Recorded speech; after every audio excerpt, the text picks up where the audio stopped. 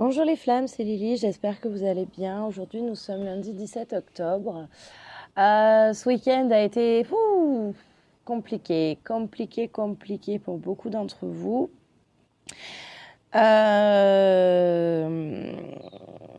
Compliqué au niveau des ressentis, compliqué par pas mal de choses. Alors chacun avec vos problématiques différentes. Je vous avais prévenu dans le podcast de samedi. Je vous avais dit qu'il allait y avoir des ressentis qui vous appartenaient, des ressentis qui vous appartenaient pas pour certains. Et ça n'a pas loupé. Alors, c'est pas pour rien qu'il y a ça. Chaque fois que vous ressentez quelque chose, que ce soit à vous ou pas, quand c'est à vous, vous avez juste à aller regarder. Juste. C'est difficile en début de parcours de vous dire t'as juste à faire ça, enfin voyons. Mais non, c'est pas facile, mais oui, effectivement, c'est ce qu'il faut aller faire. Et quand c'est les ressentis qui ne vous appartiennent pas, c'est compliqué aussi parce que déjà en premier, vous allez regarder si ça vous appartient. Et quand ça vous appartient pas, en fait, c'est plus violent. C'est plus violent, ça vient vous prendre comme si ça venait prendre possession de votre corps. Mais si ça arrive, c'est pour une raison et voilà, faut accueillir, faut aller regarder et faut rester aligné le plus possible.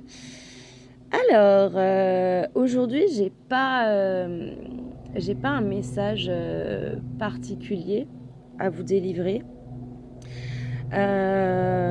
mais j'ai pas mal de petites choses qui tournent en tête. Alors notamment par rapport aux jumeaux moteurs. De toute façon, les jumeaux moteurs sont ceux qui écoutent mes podcasts, on va pas se leurrer. Vous avez différents stades dans votre parcours et dans votre chemin. Et c'est souvent que vous avez cette fatigue, ce j'en ai marre. J'en ai marre d'être le jumeau moteur. J'en ai marre. Trop, c'est trop. Et donc c'est compréhensible que vous ayez ça. C'est compréhensible que des fois vous soyez fatigué, puisque c'est un travail de titan. Pour autant, faut vraiment comprendre que votre autre déjà fait aussi, je vous l'ai déjà dit, fait sa part du job en vous montrant en miroir ce que vous avez à épurer. Mais vraiment, ce que je voulais que vous compreniez, alors ça généralement c'est pour les débuts de parcours et pour les parcours qui ont commencé à épurer, c'est vraiment que vous vous rendiez compte que le but de votre autre n'est pas de vous faire souffrir, on vous le répète très souvent.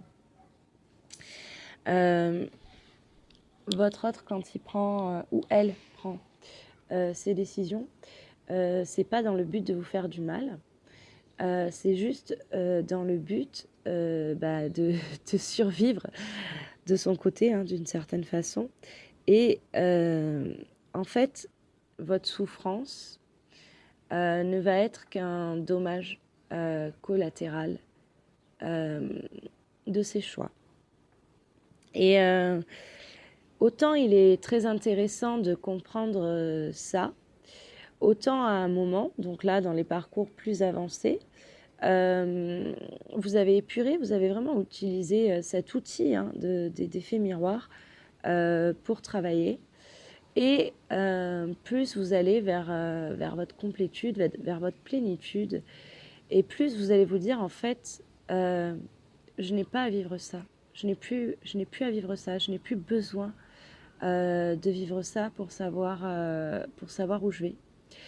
Et ce n'est pas juste. Et alors, ce n'est pas juste, pas dans le sens c'est injuste, la blessure d'injustice, mais c'est plutôt ce n'est pas juste, ça manque de justesse. Et c'est vraiment quand vous en êtes là, qu'il faut oser se lancer et qu'il faut oser en fait vous retirer un petit peu de la partie à ce moment-là, dans la matière en tout cas, d'accord? C'est-à-dire là, ce n'est plus en accord, ce que tu me renvoies n'est plus en accord ni avec ce que je suis, ni avec ce que je vibre, ni avec rien en fait. Ça t'appartient et c'est ok, c'est ton cheminement. Je comprends bien que c'est pas dirigé contre moi. Mais ça me fait chier en fait.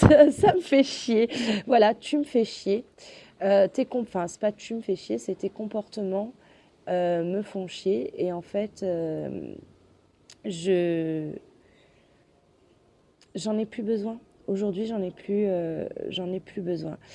Et c'est vraiment ce moment où vous êtes aligné, euh, où c'est plus souffrant et où en fait vous savez où vous allez et vous savez que vous avez un petit peu ce devoir aussi de lâcher prise. Alors pas sur votre parcours puisque vous l'avez fait, mais de lâcher prise en fait sur le chemin euh, de votre autre.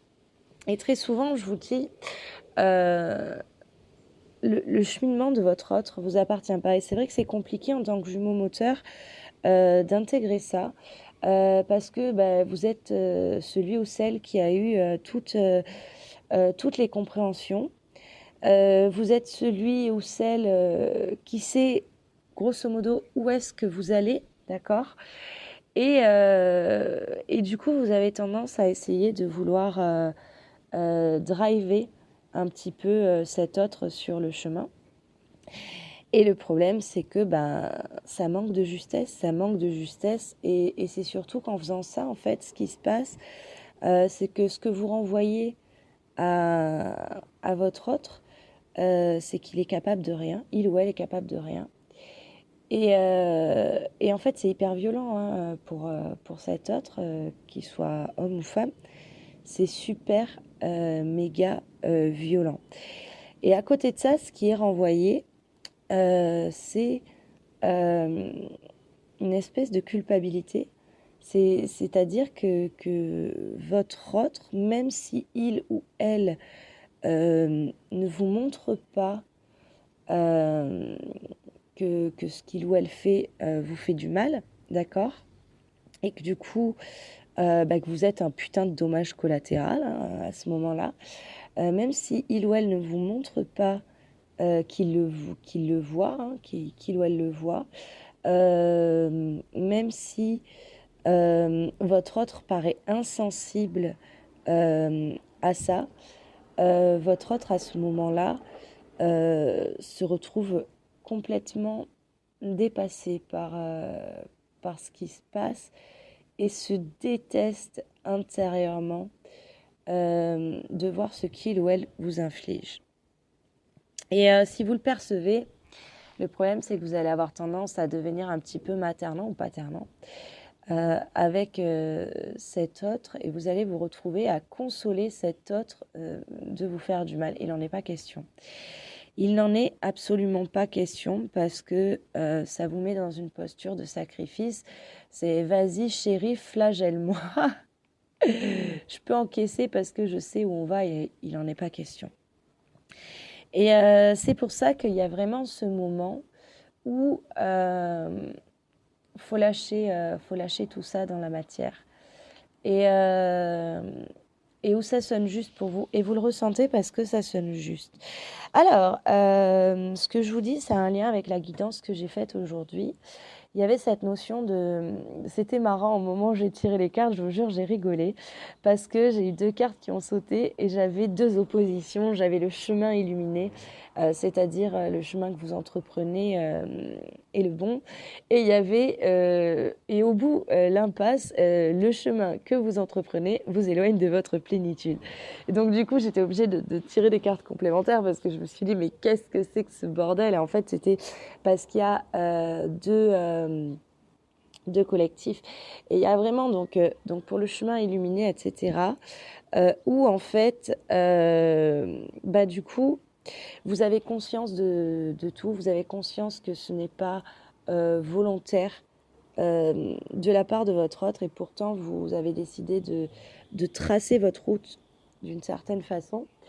Et il y a l'autre collectif qui du coup a entrepris ce chemin du coup de la même façon pour ce qui est en apparence les mêmes raisons, mais qui en fait peut être égotique parce que c'est d'une souffrance folle à ce moment-là, où ça se remet dans une forme de sacrifice du coup.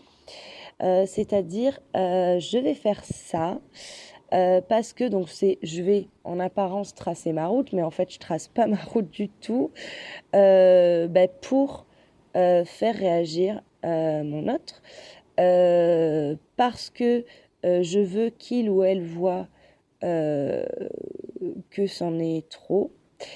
Et donc du coup, on est dans le comportement égotique, etc. Alors rassurez-vous, c'est juste aussi. C'est juste qu'à un moment, de toute façon, vous y retournerez, vous retournerez sur le chemin et vous avancerez. Ça arrive souvent dans le parcours d'être à cette espèce de croisée des chemins, etc. Ça arrive souvent que ce soit fait de manière un petit peu égotique et un petit peu... comment je pourrais dire ça? C'est un petit peu comme si vous essayiez de manipuler votre parcours. Je me souviens du mail d'une consultante qui m'avait dit, étant donné que je sais que il faut une séparation dans le duo et que c'est comme ça que l'autre va revenir, j'ai décidé d'acter la séparation. Et en fait, ça fonctionne pas comme ça. Il y a vraiment un processus, il y a vraiment des choses que vous devez vivre, etc. Et en fait, on ne peut pas aller plus vite que la musique. Quel que soit le stade où vous en êtes, il faut vraiment arriver à comprendre. Alors, je vous parle souvent de bienveillance. Je vous ai dit que j'allais vous emmerder avec ça. Dans ce qu'on appelle l'éducation bienveillante, très souvent on explique que par rapport aux enfants, toutes les émotions sont acceptables, mais pas tous les comportements le sont. Et on retrouve ça dans toutes les sphères de sa vie, mais on retrouve ça énormément au niveau du duo, c'est-à-dire à un moment on est amené de toute façon à comprendre le pourquoi des agissements de l'autre. Pour autant, on comprend ses émotions, on comprend ses peurs, etc. Pour autant, ces comportements-là ne sont pas acceptables à notre niveau. Et donc, ces comportements ne sont pas acceptables. Ce n'est pas, en fait, toi, en face, tu n'as pas à avoir ces comportements. C'est en fait, moi, on se ressent sur soi. Moi, tes comportements, je ne les accepte pas. Et donc, je prends les décisions qui s'imposent à ce niveau-là. Tant qu'on n'est pas dans la compréhension de ce que vit l'autre, encore qu'on n'a pas l'intégralité de la compréhension, même quand on essaye au maximum de l'avoir, je pense qu'il y a des données qu'on n'a pas. Et c'est juste, parce que ça appartient à l'autre.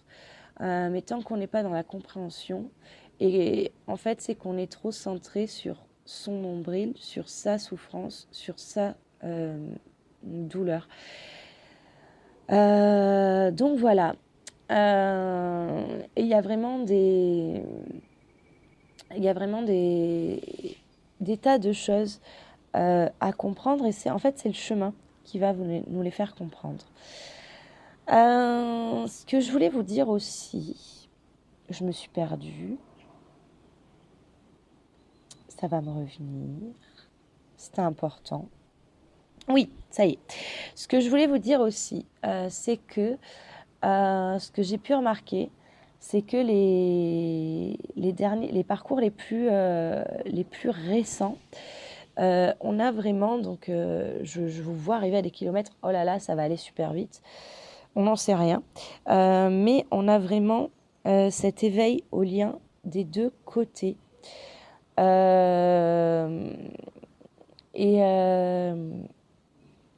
Alors, ce que j'ai pu remarquer en consultation, c'est que du fait qu'il y a cet éveil au lien des deux côtés et qui est très rapide, on va aller se gaver d'informations sur les flammes jumelles. Donc, bon, chose qu'on a tous fait, attention, hein.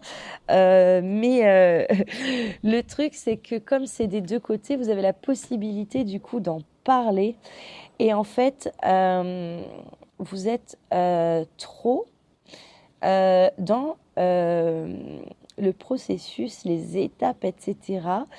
Et en fait, vous êtes pour beaucoup dans, pareil, cette espèce de manipulation, de tentative de manipulation du parcours, sous prétexte que c'est bon, vu qu'on est éveillés tous les deux, on va en parler, donc c'est juste d'en parler, ça, il y a aucun souci là-dessus, mais n'essayez pas de manipuler votre chemin.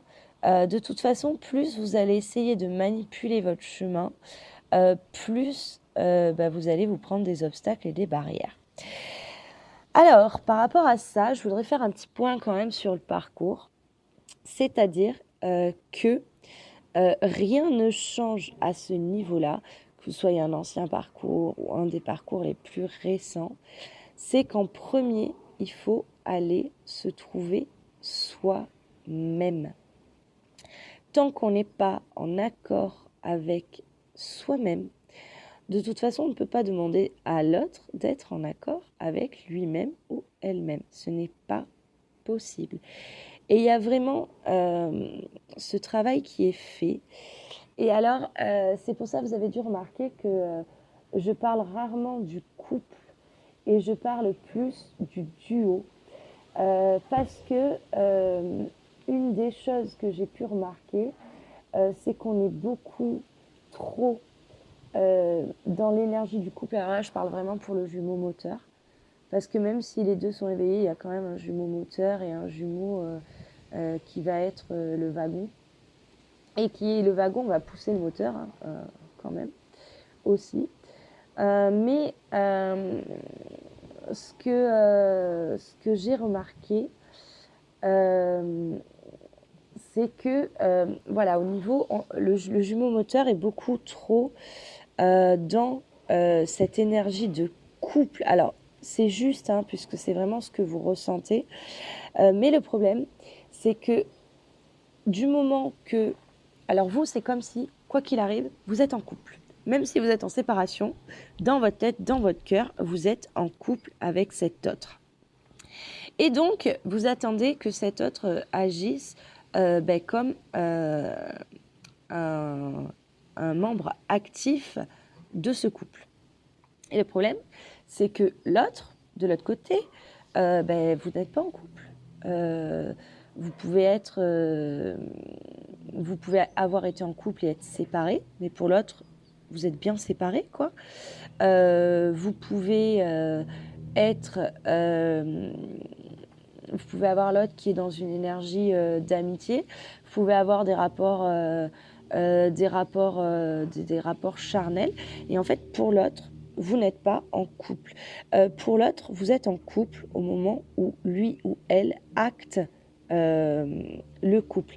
Et alors, c'est important de bien voir ça, parce que du coup, du fait que vous êtes dans cette énergie de couple, vous allez regarder comment agit cet autre.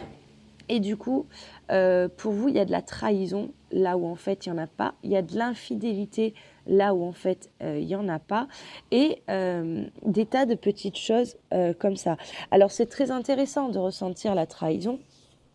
Par exemple, entre autres blessures, parce que ça va vous permettre de travailler.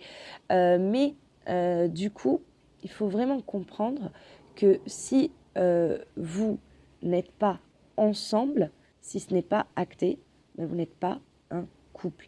Et vous êtes très exigeant envers vous-même, le jumeau moteur, et envers cet autre à ce niveau-là. Et c'est souvent là qu'il y a une incompréhension chez les deux. C'est-à-dire que vous, en fait, vous vibrez vraiment cette énergie de couple. C'est très fort chez vous et votre autre peut ne pas, c'est pas peu, hein, c'est très souvent, ne le comprend pas, ne le conçoit pas. Et du coup, vous, de vibrer cette énergie de couple, de toute façon, c'est ce qui va vous tenir tout le long du parcours. C'est ce qui va aussi vous permettre du coup de travailler vraiment les blessures, etc. Mais voilà, il faut quand même que vous gardiez à l'idée ce que je vous ai dit.